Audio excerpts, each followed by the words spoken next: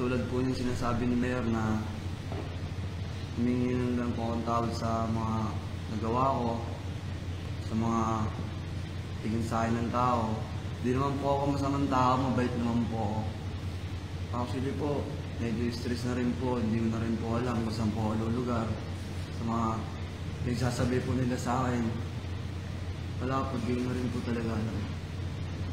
Lexter, paano mo kinakaharap at ilan yung mga natanggap kong death threats? Di ko na po, sa tutusin po, di ko na po sila mabilang. Sobrang dami po nagbabanta sa akin. Nakesyo daw po babarilin na lang, ganun po. Sa akin po, aminado naman po ako, mali ako, mali po ako sa nagawa. Ako po humihingi ng paumanhin sa lahat ng mga nakabala kong tao, lalong-lalo na po sa rider po na nabasa ako. Yan po.